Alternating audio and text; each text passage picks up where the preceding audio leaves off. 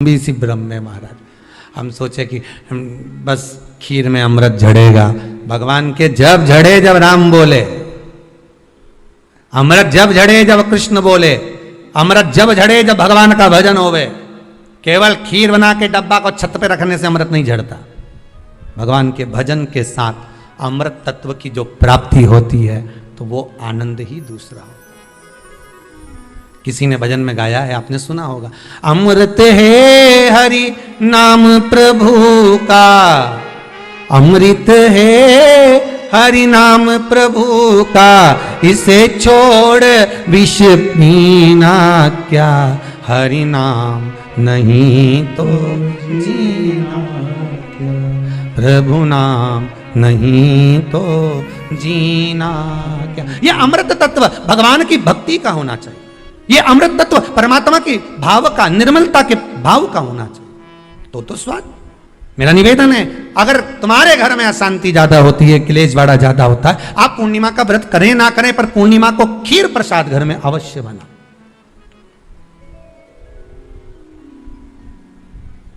12 महीने की पूर्णिमा करके देखने में क्या जा रहा है, देख लो बना के। नहीं तो ना तो सियोर वाला महाराज तुम्हारे यहां खाने आ रहा है, नहीं तो खीर तो अपने घर में ही है। कोई महाराज तो नहीं आएगा खाने के लिए कि सियोर वाला महाराज को तुम खीर का डब्बा पहुंचा दो कि हर महीने की पूर्णिमा को तुम्हें ही खाना है, तुम्हें ही बनाना है। इतनी सी बना लो, पर बनाओ, देखो कि घर में शांति होती कि नहीं होती। बनाकर जाने में क्या जा रहा है, नहीं तो खीर तो है ही सरी।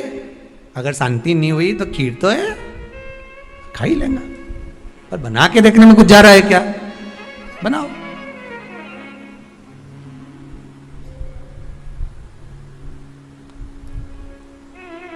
उसकी महत्वता को जानना है। ये जो हवन में, यज्ञ में खीर की जो आहुतियां छूटती हैं, ये इसका महत्व बहुत है महाराज। आप समझें ना समझें वो आपकी जगह पर आपके यहां जब विद्वान ब्राह्मण, कोई विद्वान ब्राह्मण आपके यहां जब यज्ञ कराने आए, हवन कराने आए, वास्तु पूजन कराने आए, जब माता रानी का हवन किसी भी रूप का यज्ञ कराने के लिए आए और वो खीर की आहुतियां जब छुड़वाए, तो आप पूछना कि खीर की आहुति का फल कितना, प्रताप फल कितना। पूरे यज्ञ में वो खीर की आहुतियां लक्ष्मी के लिए जो दी जाती है, वो लक्ष्मी की वृद्धि कर देती।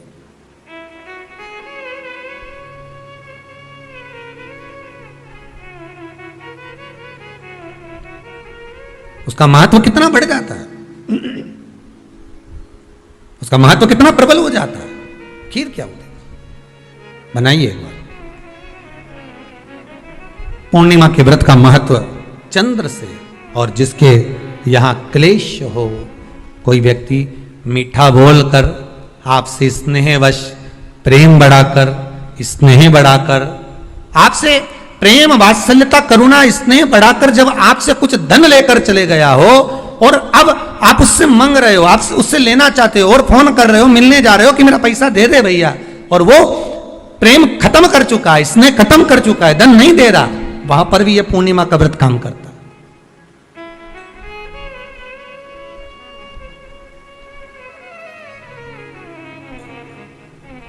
वहां पर भी पूर्णिमा का व्रत काम करता है।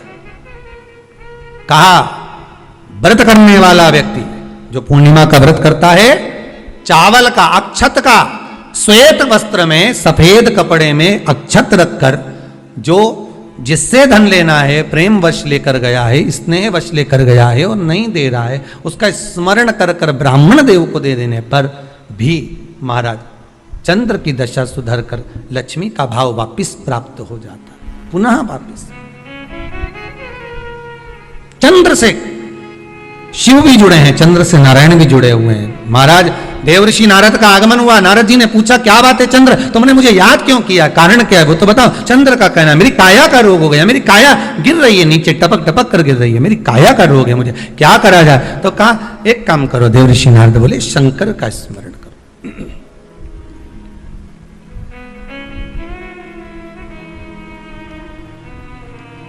शिव का स्मरण कर लीजिए। चंद्रदेव ने पूछा, शंकर का स्मरण मैं करूं, प्राप्त करूं क्या?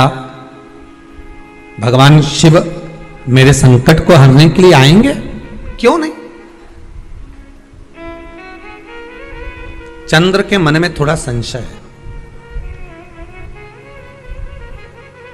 क्या शिव आएंगे मेरा संशय हरने के लिए? हाँ, क्यों नहीं आएंगे।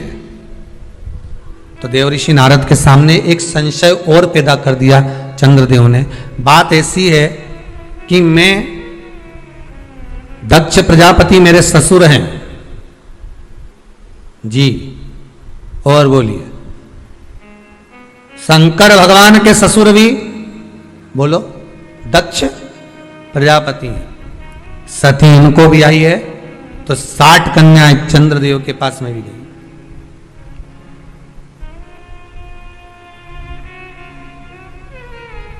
उसमें रोहिणी से अधिक प्रेम है उनको, अधिक। ये मेरे साधु भाई हैं, ये मेरे रिश्तेदार हैं। क्या एक रिश्तेदार दूसरे रिश्तेदार का रोग मिटा सकता है कि रोग बढ़ा सकता है? चंद्र के मन का संशय देखिए। फिर वही वाली बात आ गई, व्यक्ति शरीर से गलती नहीं करता, मन से बहुत गलतियां कर जाता। आप किसी व्यक्ति से कभी मत झगड़ो, लड़ाई मत करो किसी व्यक्ति से, किसी व्यक्ति से लड़ाई मत करो आप, और अंदर से लड़ाई करो, मन की मन सोचते रहो उसका ऐसा हो जाए। एक कथा थी ना, एक चंदन का व्यापारी चंदन बेचने के लिए आया, राजा के महल में आ गया। राजा के महल में आकर कहा महाराज चंदन ले लो। राजा सोच में पड़ गया। थोड़ी देर तक सोच में पड़ने के बाद राजा ने अपने मंत्रियों से कहा ले जाओ इसको जेल में डाल दो जो चंदन बेचने आया है। मुनि मंत्री की चित्तवृत्ति में पड़ा, ये राजा कभी किसी को जेल में नहीं डालता, पहली बार चंदन बेचने वाला आया और इसको जेल में डाल रहा। आखिर ये चंदन बेचने वाले ने गलती क्या करी है? राजा ने दूतों को बुला लिया, इसको पकड़ के जेल में डालो। उसको जेल में ले जाकर पटक दिया, डाल दो इसको जेल के अंदर, डाल दो। मंत्री ने अपने राजा को समझाया, स्वामी सरकार दयालु दातार, ये इसने कुछ करना नहीं है, इसको छोड़ दो। मंत्री का कहना माना, उसको छोड़ दिया। नगर से बाहर रहेगा, ये बाहर निकालो, इसको बाहर निकाल दो। नगर के बाहर जाकर रहेगा ये, नगर के अंदर नहीं, नगर के बाहर रहो। मुनिम की बात, मंत्री की मन में बात अड़ गई कि आखिर राजा का इसने बिगाड़ा क्या था जो राजा ने इसको बाहर निकाल दिया, इसको जेल में डाल दिया। आखिर हुआ क्या था ऐसा? सहन नहीं हुआ, पहुंच गया मंत्री चंदन के व्यापारी के पास में। चंदन के व्यापारी से कहा सुनो सुनो जरा, राजा रोज जो भोजन करते हैं ना, उनका भोजन चंदन की लकड़ी में बनना चाहिए। एक वेद जी ने कहा है, तुम एक काम करा करो, 2 कुंटल चंदन प्रतिदिन राजा के महल में पहुंचाया करो, तुम्हारी पैसे पहुंच जाएंगे, तुम्हारा धन पहुंच जाएगा।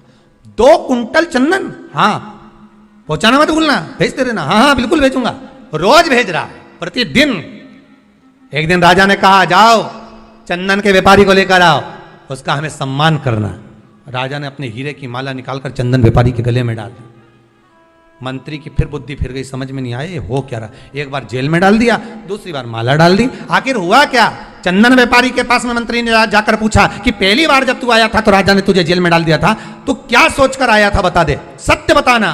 तो उसने कहा बात ऐसी है, जब मैंने राजा को देखा, देखकर मन में सोचा कि मेरे पास में इतना सारा चंदन रखा है, बिक नहीं रहा, अगर ये राजा मर जाए या इसमें आग लगेगी, मरने के बाद इसकी अर्थी जलेगी, चिता जलेगी, तो मेरा पूरा चंदन बिक जाएगा। गलत सोचा था तो वो बोला नहीं गया, पर मन से सोच लिया था, इसलिए मन वाले को मिल भी गया। आप मत लड़ो किसी से, हृदय से सोच लो कि तुम्हें इससे बहुत जलन है, ऐसा है वैसा है, मन में सोच लो उस व्यक्ति की, और तुम्हारे बीच में अपने आप बैर उत्पन्न हो जाएगा, अपने आप लड़ाई उत्पन्न हो जाएगी। भले तुमने उसका कुछ नहीं बिगाड़ा, उसने तुम्हारा कुछ नहीं बिगाड़ा, पर अंदर से जो तुमने सोच लिया तो बैर उत्पन्न हो गया, विवाद उत्पन्न हो गया, लड़ाई हो गई। फिर मंत्री ने पूछा अब क्या बात है? राजा ने तुझे माला पहनाई, आखिर तूने क्या सोचा था?